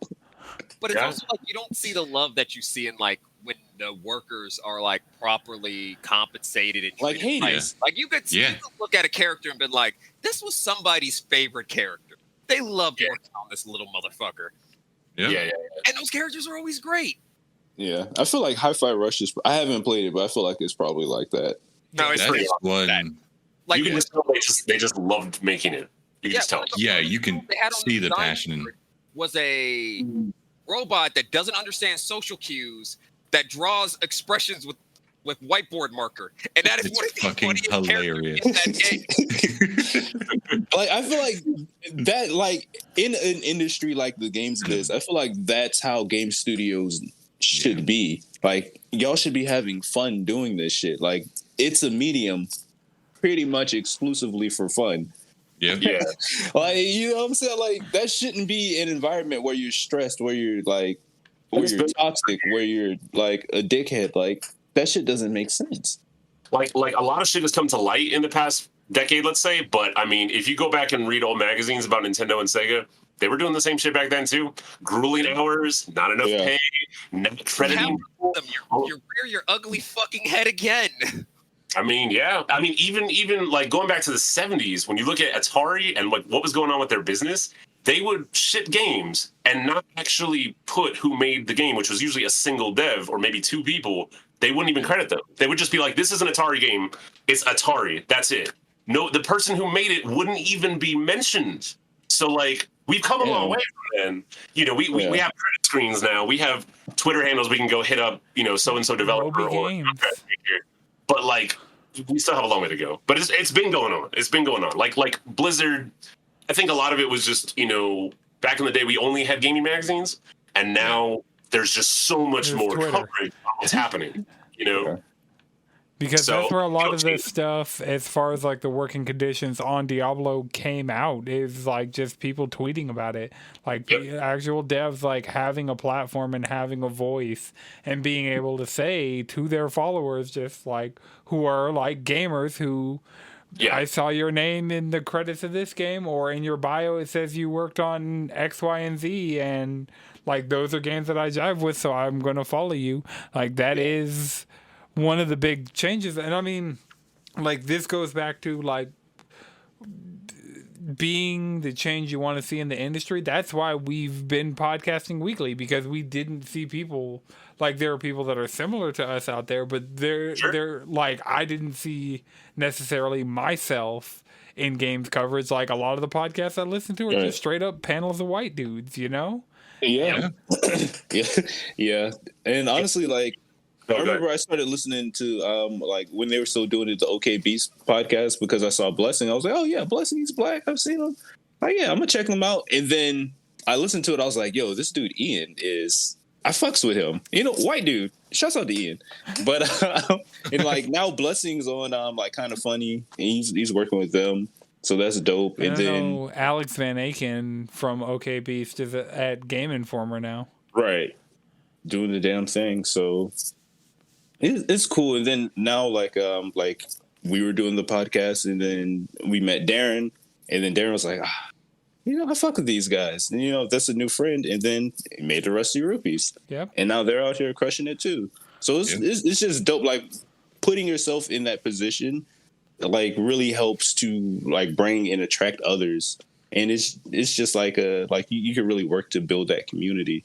Yeah. So I mean, you also saw how Controller Eyes went down, and now it's about to come back. Yeah. But like when we first started, I mean, it was like they had started, you know, long before doing just music, and then we like banded together and made it like, you know, games and this whole like fusion of dancing and food trucks and all this other shit. And like that was literally just us deciding to work together. Like just deciding to like, hey, let's make this cool thing that people will like. You know, I feel like that's really all it takes a lot of the time, is just like drop the ego, drop the especially, no offense to y'all in the straight community, there's very thing with straight men, and I know this because I was raised by straight men, and I was always like, all my best friends back in the day were straight dudes, you know, skateboarding and hip hop and Tony Hawk and all that, and like a big prevailing sort of perception or mindset in the straight community is it's all you. You can handle all of it. You got to be the provider. You're the champion. Right.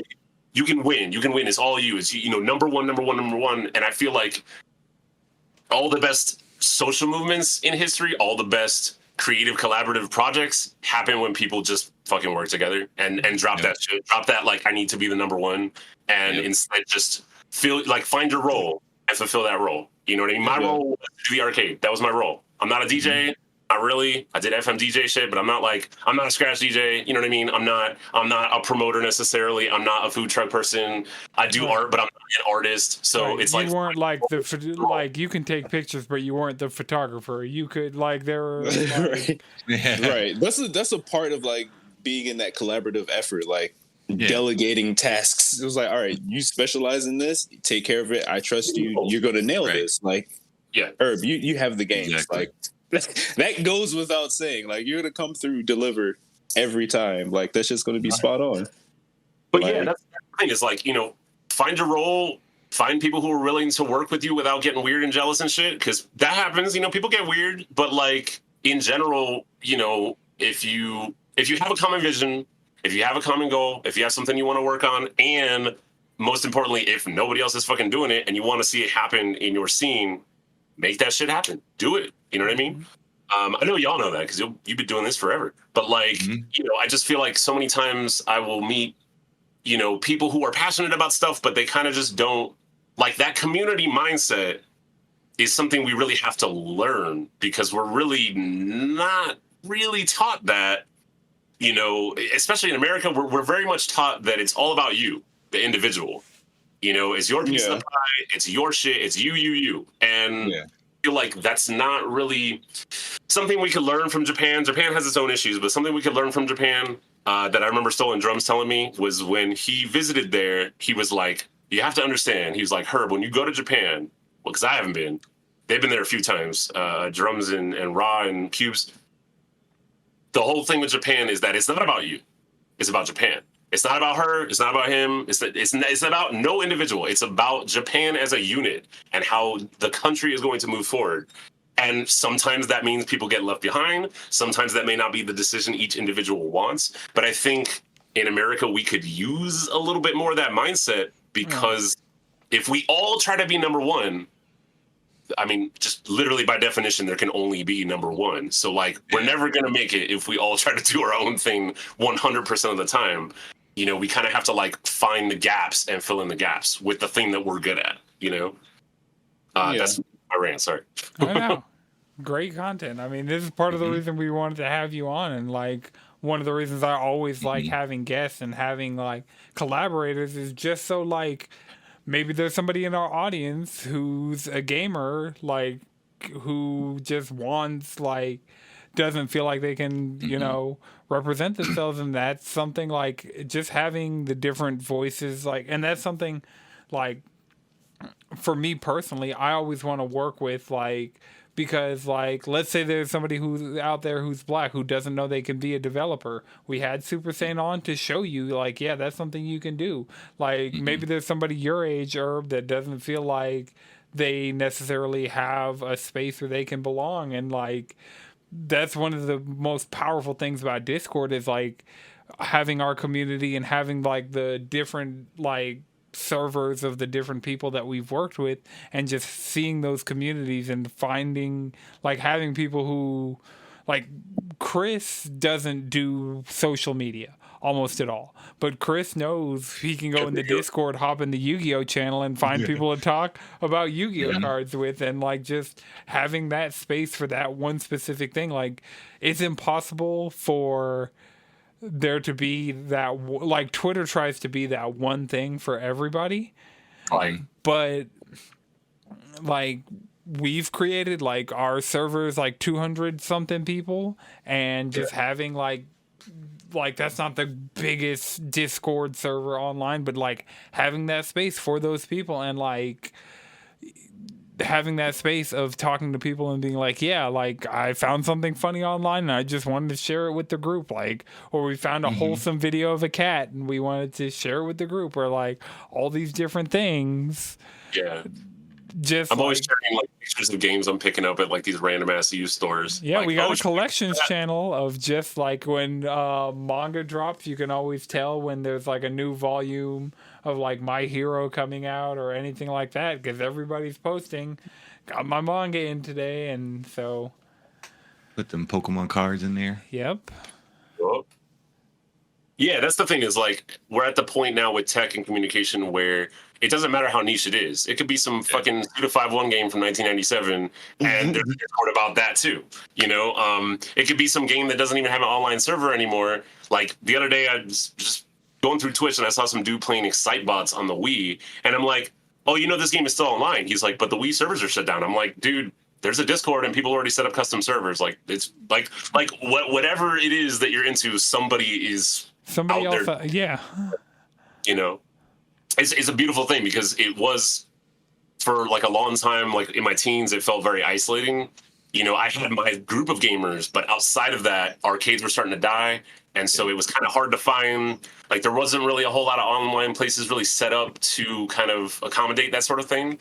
Somebody on Twitter the other day was like, I'm looking for, you know, a different social media because Twitter sucks and it's racist and all this. And I'm like, they're like, what do you suggest? And I'm like, literally Discord and less screen time. That's my suggestion. Because social media is a good billboard to be like, hey, I'm doing this thing over here. Yeah. But if you spend too much time on it, you will get depressed. Like it's inevitable. Like the disassociation that you get. Yeah. Like, it makes you feel that shit is detrimental to your mental health. Yeah.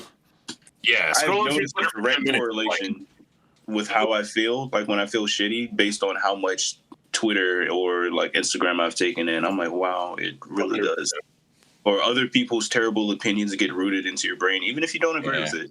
Yeah, it's in there now, and you can't shake it. Right? It's that like in the back of your head, you're like, yeah, I know it doesn't matter, but someone is wrong on the internet. What the fuck? Why would someone do this? Like, you know, everybody's so creative. Yeah, Discord. I mean, Discord has its issues, but for having private, safe communities that are either about a specific topic or just people who want to fuck with each other, people who want to hang out with each other, like, it's pretty great. I don't think it can really. I mean, it's not the same thing as social media, but it's a great supplement for it, especially if for mental health. Yeah, like, that's the thing. I know, like, I'll scroll down Twitter and you could see something sad, you could see something, like, depressing, you could see something that's just going to negatively affect you. But, like, I mean, outside of, like, there are very specific channels, like, when serious things go on, that would, like, if someone passed, if, like, someone's going through something, like, we have the spaces for those things. But I know if I'm scrolling through general games chat, I'm not really going to see any of that. I'm just going to see people talking about games and, like, getting different opinions on, like, the stories. And none of those opinions are going to be trying, well, for the most part, none of those opinions are going to be, but Yeah, with every, like, different category, you can choose what you have the bandwidth to, like, see that day, which is nice, but you don't get that with the internet. There are no rules. Right. There's no social media. Filters, you just see, like, we have our channels, like, cute dog videos, and then you can see, like, a mass shooting within the matter of seconds. And it's just like that content, like, emotional roller coaster. Yeah. Like, Twitter now, it's like for you and following, and they're literally the same now. And even when you block certain terms and words, they show up anyway. Like, it's totally broken. Like, it's just totally broken. Yeah. The only thing Twitter right now is good for, because of how broken it is in a lot of ways, is, like, the core being able to send tweets. Yeah. Let's just say what it is. Watching movies. I pretty much, like, I will share random thoughts and rant about shit, from time to time, but, like, I'm trying. The older I get, the more I'm trying to view social media as I originally viewed it, which was, it's a billboard. Like, it's not the place where I want to spend all my time. It's a billboard to be like, hey, I'm streaming over here now. Hey, I just wrote a new blog thing. Hey, here's this thing I did. But, like, I'm not trying to spend too much time there because, it's like driving down a highway. You might see a billboard for, McDonald's, and you think, okay, that's yummy. But then right after that, there's a billboard that says, like, God is the only, like, Jesus is your savior and all that. Like it's literally become just billboards digitally, We drive a little further, there's a literal car crash. In a flaming fucking trash truck. It's like, wow. It's like Trump 2024. Like, oh god. Like, let me just crash into this billboard. So just, like, get over, please. Yeah. All right. Well, is there anything anybody else wants to talk about? We got, hour and a half on the clock. It's been a solid. Go ahead. So, I'm going to ask you a question for everybody here. 3 games that you're playing right now. I'm going to start. I'm playing Stranger in Paradise, which is way sicker than I thought it was going to be. I thought it was going to be, like, not great. And I'm like, wait, this is like Neo in Final Fantasy 1? Okay, sold. That game unironically fucks. Yeah. And it's like, it's not perfect. On PS4, it's not perfect. There's a little bit of lag and, it's not optimized or whatever. But, like, it's a great game. It's, at its core, it's fun. Hell, even on PS5. Yeah. So Stranger in Paradise, I just got this game. I'm going to show you. I just got this game. This game called The Silver Case. It's like Suda51, the dude, Killer 7 and No More Heroes. It's like his first game with his first studio that was on PS1, and they remastered it on PS4, and I saw it at a thrift store. I was like, oh, okay, sold. I couldn't believe I saw it. And then honestly, Mario Kart 8, because it was finally on sale for the first time ever. It was $38 instead of $60, and I was like, sold, done. So I've been playing that with streamers and shit because it's just easy to hop in. So what about everybody else? 3 games. 3 games. So for me, it's been Fortnite. I'm doing the new Star Wars collab stuff. Monster Hunter Rise Sunbreak came to PlayStation on the 28th. So it's been about a week and a half now that's been out, and I'm I played it on Switch, but there's content in this one that, like, I stopped playing the Switch version because I just can't stand playing on the Switch, and having it run above 60 frames per second at 4K, like, just having all the extra headroom of the PS5 has just been making playing the game so much more of a good experience. And there was content that after I fell off the Switch version that came out that is now available on the PlayStation version. So I've just been diving into that. And then Final Fantasy 14. We were trying to get some newer people in because Jalen was like the last one out of like our core group that needed to beat Endwalker and like get caught up. And so Jalen, you beat Endwalker. We've done some of the post game things. You're not 100% caught up, but I'm like 5.2. 6.2. 6.2. Yeah, and I mean, we're 6.4 is the next one, so it's not like shit, you're not that far. Right there, right? Yeah. So, yeah, Final Fantasy 14 is the other one of trying to like help some newer players get into the game, so that they can enjoy the hundreds of hours of just like top tier content that's just sitting there waiting for each and every gamer around the world. Love it. I guess I'll go next. I've been playing RE4 Remake. Yeah. It's been really good. Hi-Fi Rush, and then the third one is kind of interchangeable. It's either one of my two addictions is 14 or Master Duel. Nice. Depending on the week, I'm just either addicted to one of those. Yeah.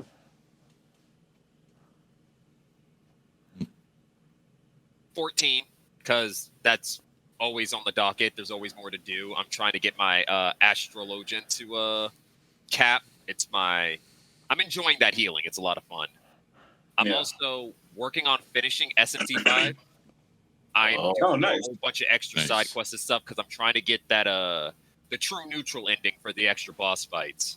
Hey, Shibagami Tensei, just like history lesson, right? It's within the same universe as Disgaea and Prinny and Persona, or no? Oh, no. Well, those are all technically spin-off. No. Right. No, not Disgaea and the Prinnies and stuff for NIS.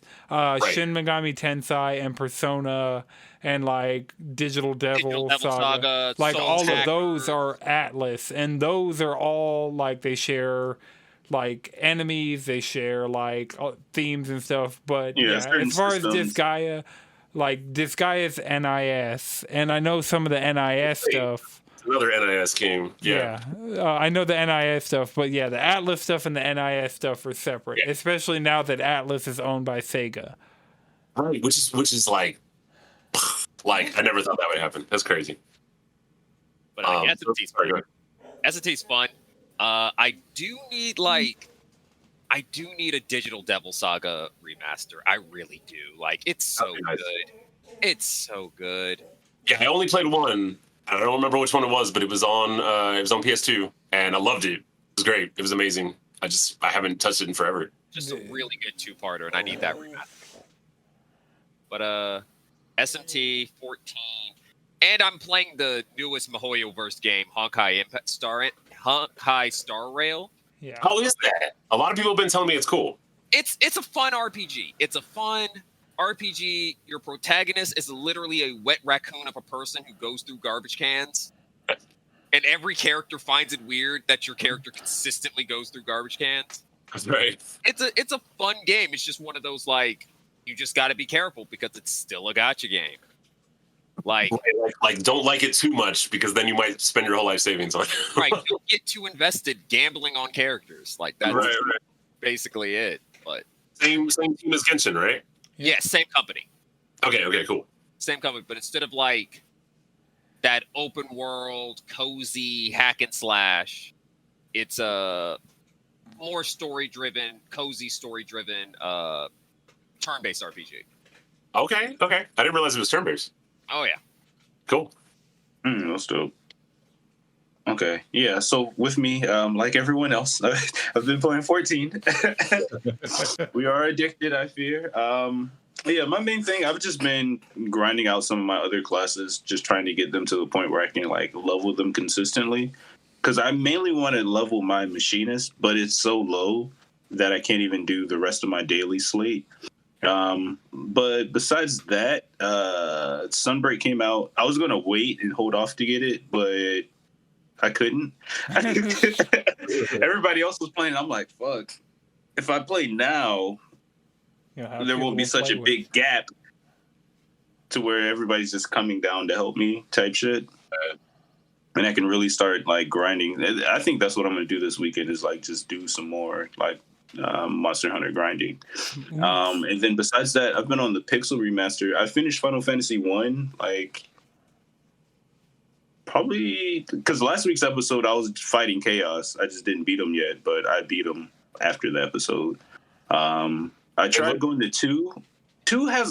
2 was ambitious. They tried to do a lot of different shit. It's like, yeah, we're not going to have you level up directly. We're going to have you level up items in your right hand and your left hand. And it's weird. So I don't think I'm going to keep playing it. Like, I played it a little bit when I was younger, but that was one of the ones that didn't really stick for me. And so I did boot up 3 instead. So I think I'm just going to play that one. So, okay, so 6 is the 3 that we got on SNES, correct? Yes. So did 3? What was 3 on in in Japan? 3 in Japan never came over till PS1. Or PS1. Yeah. That's right. Okay. Yeah, and then they put 3 out on the DS, so we got the actual version of 3 on the DS at one point. But it was a DS version, like they completely remade the game. It's going to sound real blasphemy, but the only one I've played... Well, okay, I played 6 on Super Nintendo, because like you couldn't not play that in the 90s. 6 is awesome. It's my favorite. And then I played 4 because it had like 4 and then like the after years. And then there was like another piece, and I played those, and that was cool. But the Pixel remasters look fantastic. Like I would love more classic RPG series like to get that same treatment. That would be incredible. Yeah, and like it seems so far they've been doing a good job with doing that with Square. So hopefully that trend continues. Yeah. There's a lot of like remakes, like you just said, Phantasy Star. There's like somebody on Switch right now. It's like Langrisser 1 and 2, which are like super like classic strategy RPGs. Like before Fire Emblem came to America, we had Shining Force and Langrisser, and that was it. And Langrisser had Shining Force. Where is my Shining Force? Thank you. I remember that name, but I don't think I ever. Langrisser was like, in America, it was called Warsong, and there was only the first one that got to America. But now they're on Switch, and it's like $15 for both games, and it's all HD and shit. I'm just like, now I'm writing a blog entry about it right now. Like there's never been another time in gaming that more games have been accessible than right now. Like either by remaster or emulation or whatever. It's pretty amazing time to be a gamer. Yeah. Agreed. All right. Well, Herb, it was a pleasure having you. Please let people know where to find you. I need to know where your blog is, because I need to be reading what you're writing. I need because I know you're saying social media is not like the absolute number one end all be all. So to make it that way, yeah. But you do have a great presence online. Like you're one of those people that that we might have lost for a split second. Hold up. Oh. Wait. Whoa, did Discord crash? Hold up. Yeah, I think so. Okay, there we go. That was crazy. That was just all of a sudden. All right. Yeah, you have a great presence. No, he doesn't. I just put it here in the chat, but the Linktree GaymerHerb, like GaymerHerb. I kind of switched to that like maybe a year or so ago. I mean, obviously, I don't mind Game Master Herb. It's a pretty cool ass name. But I in the same vein as Three Bears Gaming on Twitch, I switched over to GaymerHerb with the fucking word in it, because what I've noticed over time is that if you just have that word in there, you immediately separate people that are going to be cool and people that are not going to be cool, like right off the bat. Yeah. So GaymerHerb everywhere, on Instagram, on Twitter, on TikTok, and just the Linktree has like everything. The blog is like the first thing on top. And then I'm still streaming on Three Bears Gaming. My partner streams sometimes, but it's mostly me since we moved. I mean, we've had like a lot of life changes, and I don't know. I look at it as one of those things where like, you set up a platform and you have a goal in mind, and you just let it ride. It doesn't always have to be the same. Sometimes you change things. Sometimes people come and go. But like, I mean, at the end of the day, it's still a platform to put, my stuff and my partner's stuff out there. So I do stream about twice a week. I'm probably going to stream after this, but like right now I don't have a schedule because life has just gotten to the point where I'm like, fuck it, I'm gonna stream when I feel like streaming. So yeah. But thank you for asking. I appreciate all the love. I appreciate the support. I love your podcast. I think it's wonderful. I think y'all have very fantastic conversations about all kinds of things. I appreciate the perspective, and like it's really awesome to see y'all still going. Episode 228 this is? Yep. That's really amazing. It's 320 something if we count extra slice and every like if we count all the stuff, like when we actually go to upload the episodes, we have to like manually tell it is episode 227 because it's like by default when you first put in a file it's like, oh, this is file number 300 whatever, and it's like, but no. That's amazing consistency. I'm like serious. Don't ever downplay. Like years from now, people are going to be like, is there anything you've done in your life? Da, da, da, da. It's one of those things where like Controller podcast.